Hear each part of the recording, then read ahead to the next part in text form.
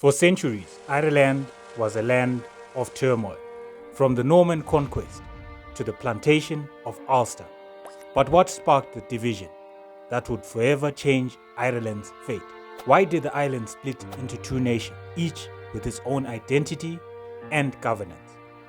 As we explore the rich history of Ireland, we'll uncover the answers to these questions and more. We'll examine the key events and figures that led to the partition of Ireland. Get ready to discover the fascinating story behind Ireland's split. Imagine a land of lush, green landscapes, rich history. This is Ireland, an island nation with a complex and fascinating past. In the 12th century, Gaelic Ireland was made up of several over-kingdoms, each with its own lesser kingdoms. The High King sat at the top, receiving tribute from the other kings, but not ruling as a unitary state. The North Irish towns of Dublin, Wexford, Waterford, Cork, and Limerick had their own rulers and a distinct culture.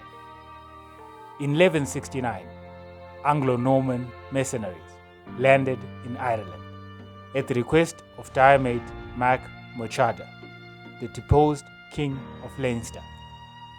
They helped him regain his kingdom, then raided neighborhood kingdoms.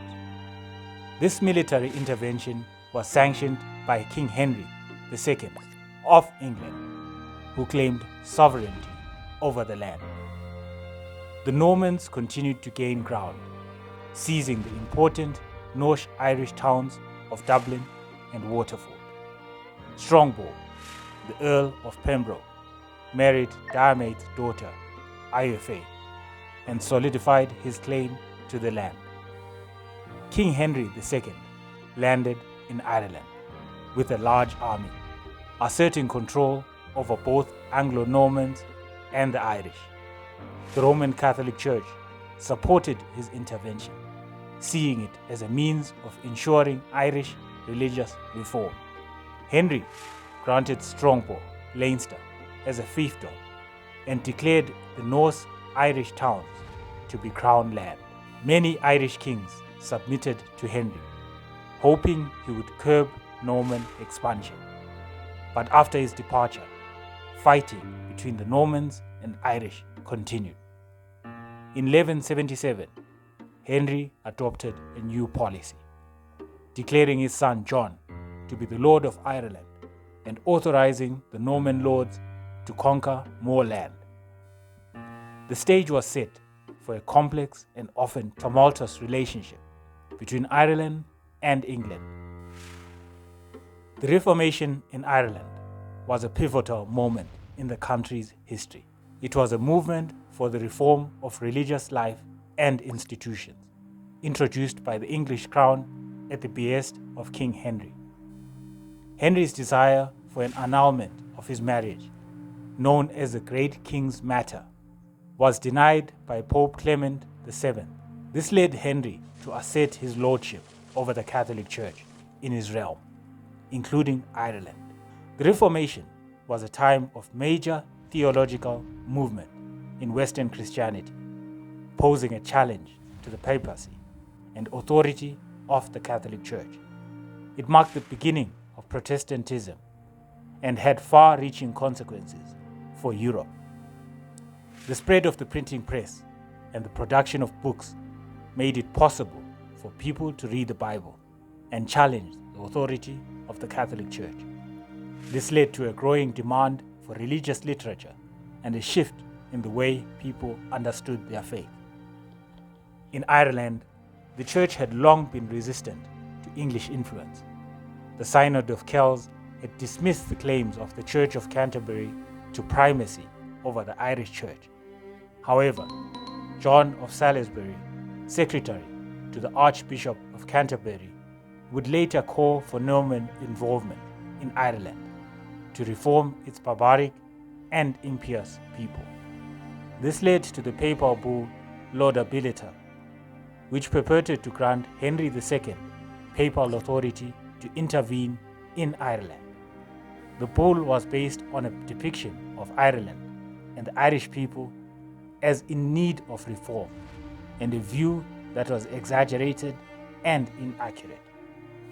The reform had a profound impact on Ireland, leading to a complex and often contentious relationship between the English crown and the Irish people.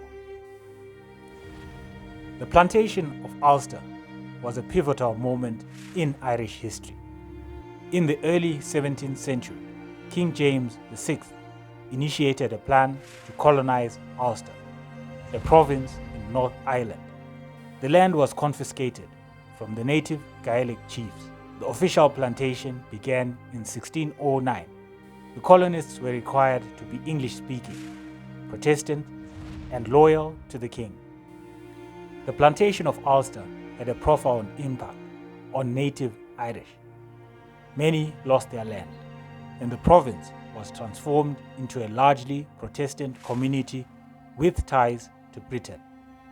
This led to centuries of ethnic and sectarian animosity, which would eventually spill into conflict. The conflict and animosity that arose from the plantation would eventually contribute to the Irish Rebellion of 1641, and more recently, the Troubles. The Irish Rebellion of 1798 was a pivotal moment in Irish history. It was a popular insurrection against the British Crown, with rebels rising up in countries across Ireland. But what made this rebellion unique was the involvement of the French. In August 1798, about 1,000 French soldiers under General Humbert landed in Kilcummin, County Mayo. They were joined by up to 5,000 Irish peasants, and together they achieved some initial success, including the races of Castlebar, where they defeated a British force. After their victory, Humbert proclaimed the Irish Republic, with John Moore as president of the government of Connacht. But their success was short-lived. The British responded with force, and Humbert's forces were eventually defeated at Ballinamark. Humbert surrendered on September 8, along with 500 Irish rebels. The French involvement in the rebellion was ultimately unsuccessful, and it ended in defeat and slaughter for the Irish insurgents. The rebellion was marked by sectarian violence and atrocities on both sides. The British government passed the Acts of Union in 1800, which abolished the Irish legislature and brought Ireland under the crown of a united kingdom. The Troubles were a complex and multifaceted conflict that ravaged Northern Ireland for over 3 decades, from the late 1960s to the late 1990s. The region was plagued by sectarian violence, bombings, and bloodshed. The conflict began as a civil rights movement, seeking to end discrimination against the Catholic nationalist minority. However, it quickly escalated into a full-blown conflict between Unionists and Nationalists, with deep-seated historic, ethnic, and sectarian dimensions. The police force, the Royal Ulster Constabulary, was seen as biased and sectarian, leading to widespread mistrust and hostility. The British Army's deployment initially aimed to quell the violence, but ultimately became a party to the conflict. Incidents like Bloody Sunday in 1972 further inflamed tensions, leading to increased segregation, riots, and civil disobedience. The conflict claimed over 3,500 lives, with civilians, security forces, and paramilitaries affected. The Troubles also led to the construction of peace walls and increased segregation between communities. The conflict seemed intractable, with deep-seated divisions and mistrust. However, the Northern Ireland peace process brought hope and change. The Good Friday Agreement in 1998 established power sharing, acceptance of the principle of consent, and commitment to civil and political rights.